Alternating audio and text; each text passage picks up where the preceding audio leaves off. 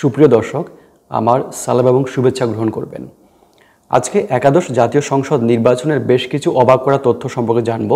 আপনারা জানেন যে এই নির্বাচনটি রাতের ভোট নামে পরিচিতি পেয়েছিল এবং এটি একদমই একতরফা নির্বাচন ছিল। বিশেষ করে 2011 সালে যখন তত্ত্বাবধায়ক সরকার ব্যবস্থা বাতিল করা হলো, তারপরে 2014 সালে দশম জাতীয় সংসদ নির্বাচন অনুষ্ঠিত হয়। সেই নির্বাচনটি বর্জন করেছিল বিএনপি সহ জামায়াত সহ দেশের প্রায় অধিকাংশ দল। তো সেই নির্বাচনে 153 আসনে প্রার্থীরা বিনা কন্টেস্টে জয়ী হন, কিন্তু সেই সরকার 5 বছর মেয়াদ পূর্ণ করে।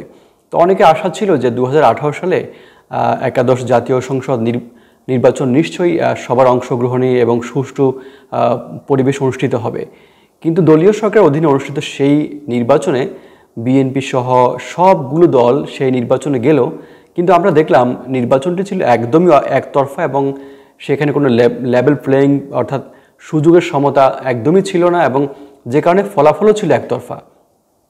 তো কেন একতরফা নির্বাচন অনুষ্ঠিত হলো, তো সেই নির্বাচনের প্রেক্ষাপট কেমন ছিল? তো এই নির্বাচনের এমন কিছু তথ্য আপনাদেরকে আমি বলবো, আপনারা হয়তো অবাকই হবেন। এবং কেন এটি রাতের ভোট এবং সেই রাতের ভোটের ফলাফল কেমন ছিল। তো শুরু করা যাক। সেই নির্বাচনের আগে আমরা জানি যে দুটি বড় জোট নির্বাচনে অংশগ্রহণ করে। একটি হচ্ছে মহাজোট, আওয়ামী লীগের নেতৃত্বাধীন। এর বাইরে বিএনপি অনেকগুলো দলকে, অনেক ব্যক্তিকে নিয়ে একটি জোট তৈরি করার চেষ্টা করে, জাতীয় ঐক্য ফ্রন্ট নামে। তো দেখা যায় নির্বাচনের আগে গণভবনে তখনকার প্রধানমন্ত্রী শেখ হাসিনার উপস্থিতিতে একটি সংলাপ অনুষ্ঠিত হয়। সেই সংলাপে তখনকার প্রধানমন্ত্রী তিনি অঙ্গীকার করেছিলেন, তিনি আশ্বস্ত করেছিলেন যে তিনি বলেছিলেন যে আমার উপর আস্থা রাখুন, নির্বাচন সুষ্ঠু হবে, কিন্তু সেটি হয়নি। তো আমরা দেখলাম যে নির্বাচনের তফসিল ঘোষণার আগে থেকেই এক ধরনের বিএনপি নেতা কর্মীদের বিরুদ্ধে মামলা দায়ের, গ্রেফতার, এটি ধারা শুরু হয়। এবং 2018 অক্টোবর পর্যন্ত দেখা যায় 4135টি মামলায় বিএনপির যে অভিযোগ, প্রায় 3,60,314 জন ব্যক্তিকে আসামি করা হয় এবং গ্রেপ্তার করা হয় প্রায় 4,650 জনকে। এবং বিএনপি যারা সম্ভাব্য বিএনপি নেতাকর্মী, সম্ভাব্য প্রার্থীর এজেন্ট এবং কমিটি ধরে ধরে মামলা আসামি করা হয়। নির্বাচনের আগে 76টি রাজনৈতিক দল নিবন্ধনের জন্য নির্বাচন কমিশনে আবেদন করে, কিন্তু কোনো দলকে নির্বাচন কমিশন নিবন্ধন দেয়নি। আর নির্বাচনের যখন তফসিল ঘোষণা হয়, মনোনয়নপত্র বাছাই যখন হয়, তখন রিটার্নিং কর্মকর্তাগণ প্রায় 786 জন প্রার্থীদের বাতিল করেন, এবং যাদের মধ্যে বেশিরভাগই ছিল জাতীয় ঐক্যফ্রন্ট এবং 20 দলীয় জোটের মনোনীত প্রার্থী। তো অনেকেই নির্বাচন কমিশনে এবং আদালতে গিয়ে প্রার্থীতা ফেরত পান, কিন্তু আদালতের যে ভূমিকা সে সময় 14টি আদালতের ভূমিকার কারণে 14টি আসনে জাতীয় ঐক্যফ্রন্টের কোনো প্রার্থী ছিল না। আপনি চিন্তা করেন 300 আসনের মধ্যে 14 আসনে কোনো বিএনপির বা ঐক্যফ্রন্টের কোনো প্রার্থী নেই। এরপর যখন ক্যাম্পেইন শুরু হয়, নির্বাচনী প্রচারণা, তখন দেখা যায় যে বিরোধী যারা প্রার্থী তাদের পোস্টার লাগাতে না দেয়া, প্রচারণায় বাধা দেয়া, তারপর সভা সমাবেশ করার ক্ষেত্রে অনুমতি নেওয়ার এই যে বৈষম্য, সব মিলিয়ে অর্থাৎ নির্বাচনী মাঠ থেকে অনেকটা বিএনপি, জাতীয় ঐক্যফ্রন্ট এবং বিএনপি জোটকে একদম একঘরে করে ফেলা হয়। তো নির্বাচনের সময় আমরা যেটা দেখেছি যে নির্বাচনের আগের রাতে ব্যালট বক্স পুড়ে রাখা, তারপরে যারা আগ্রহী ভোটার তাদেরকে কেন্দ্রে ঢুকতে না দেয়া, তারপর বুথ দখল করে প্রকাশ্যে সিল মারা এবং ভোটারদের নির্দিষ্ট একটি প্রতীকে ভোট দিতে বাধ্য করা। তারপরে ভোট গ্রহণ শুরু হওয়ার আগেই ব্যালট পেপার ভর্তি বক্স, এটি আমরা চট্টগ্রামে দেখে, বিবিসি বাংলা একটি নিউজ করেছিল চট্টগ্রামে, কিন্তু কোনো ধরনের নির্বাচন কমিশন থেকে কোনো একটা শক্ত পদক্ষেপ সেটা আমরা সেই নির্বাচনে খেয়াল করিনি। তো এরকম অনেকগুলো ঘটনা আমরা দেখি। সে সময় ইভেন নির্বাচনের দিনেও অনেক সহিংসতা হয়। আমরা দেখি যে 18 জন মানুষ মারা যায় এবং প্রায় 200 জন মানুষ আহত হয়। এই যারা 18 জন মারা গেলেন তাদের মধ্যে 8 জন ছিলেন আওয়ামী লীগের এবং 4 জন বিএনপির নেতাকর্মী বলে দাবি করা হয়। এবং 22টি কেন্দ্রে তখন ভোট গ্রহণ স্থগিত করা হয়। ফলাফলও ছিল এত বেশি একতরফা, 258টি আসনে একাই আওয়ামী লীগ জয়লাভ করে এরবারে জাতীয় পার্টি 22টি এবং মহাজোটের অন্যান্য যারা তারা 8টি আসনে জয়লাভ করে। আর জাতীয় ঐক্যফ্রন্টভুক্ত যে বিএনপি 6টি, গণফোরাম 2টি এবং স্বতন্ত্র প্রার্থীরা 3টি আসনে জয়লাভ করে। যেখানে মানুষ ভোট দেওয়ার সুযোগ পায়নি, কেন্দ্র দখল কিংবা নির্দিষ্ট প্রতীকে ভোট দিতে বাধ্য করা, সেখানে এরকম একটি নির্বাচনের মধ্যেও দেখা যাচ্ছে 80.20 মানে ভোট কাস্টিং দেখানো হয়েছে, মানে এবং এর মধ্যে আওয়ামী লীগ একাই পেয়েছে 74.44। অন্যদিকে বিএনপি পেয়েছে মাত্র 12.7% ভোট। আর আরেকটি বিষয় হচ্ছে যে ভোট যে একতরফা ছিল এবং জোর করে কেন্দ্র দখল করা হয়েছে কিংবা ভোট ওভার কাস্টিং করা হয়েছে, সেটা একটা প্রমাণ মেলে যে 6টা আসনে ইভিএমের ভোট হয়, সেখানে কিন্তু ভোট কাস্টিং ছিল মাত্র 51.42%।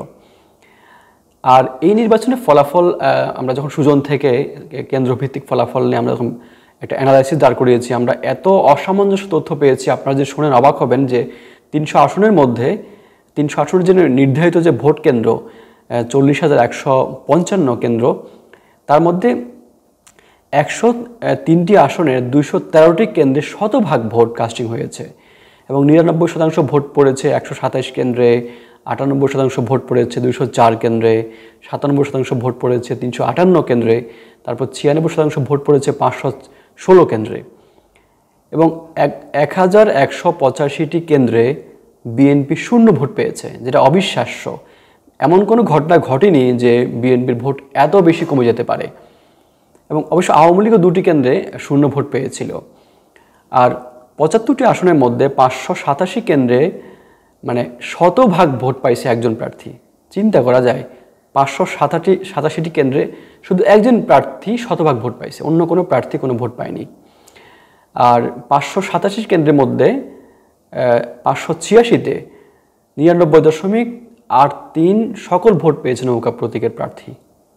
আর অনুসন্ধান করতে গিয়ে দেখা গেছে যে 5টি আসনের 11টি কেন্দ্রে, আবার খেয়াল করেন 5টি আসনে 11টি কেন্দ্রে 5% কম ভোট কাস্ট হয়েছে, 20টি কেন্দ্রে 6%, তারপর 301টি কেন্দ্রে 20 থেকে 39% ভোট কাস্ট হয়েছে। কোথাও 80%, 90%, কোথাও আবার 20%। কি বৈপরীত্য!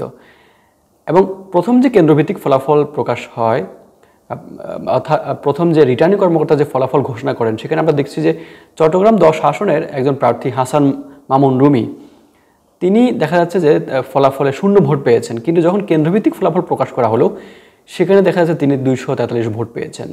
এরকম অসংখ্য জালিয়াতির অর্থাৎ অসামঞ্জস্যপূর্ণ তথ্য এই মানে একাদশ জাতীয় সংসদ নির্বাচনে আমরা পরিলক্ষিত করি।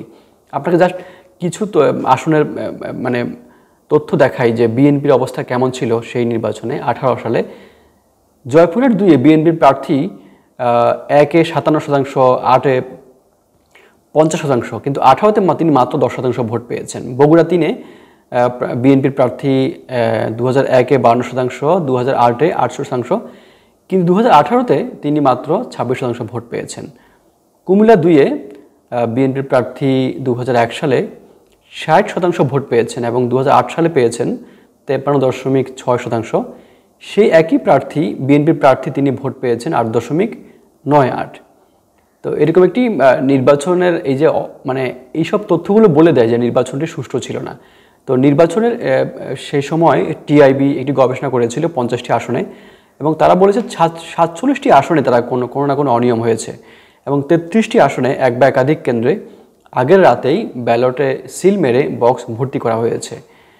তো আমি একটু আগে বললাম যে বিবিসি চট্টগ্রামে একটি তারা ক্যামেরায় ভিডিও করে দেখিয়েছিল যে ভোট শুরু হওয়ার আগেই ব্যালট দিয়ে ওই বক্স পূর্ণ করে ফেলা হয়েছিল।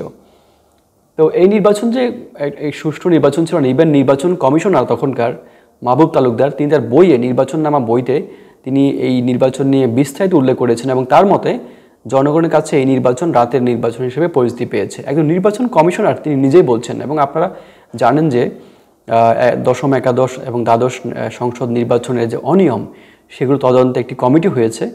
তো এই কমিটি নিশ্চয়ই এগুলো আরও বেশি তথ্যপাত্য আমাদের সামনে হাজির করতে পারবে। ইতিমধ্যে সাবেক CSE K M Nurul Huda, যিনি একাদশ জাতীয় সংসদ নির্বাচনের সময় দায়িত্বে ছিলেন, তিনিও স্বীকারোক্তিমূলক জবানবন্দি দিয়েছেন নির্বাচনে অনিয়ম এবং দিনের রাত ভোটে রাতে করে ব্যালট বাক্স ভর্তি করার যে অপরাধ, তিনি সেটি আদালতে স্বীকারোক্তি দিতে তিনি সম্মতি প্রকাশ করেছেন। তো এই নির্বাচনে আমরা একজন বিশেষজ্ঞের মতামত দেখি। তিনি হচ্ছেন ডক্টর আলী রিয়াজ। তিনি জাতীয় ঐক্যমত্য কমিশনের এখন সহসভাপতি। তিনি রাষ্ট্রবিজ্ঞানী, লেখক।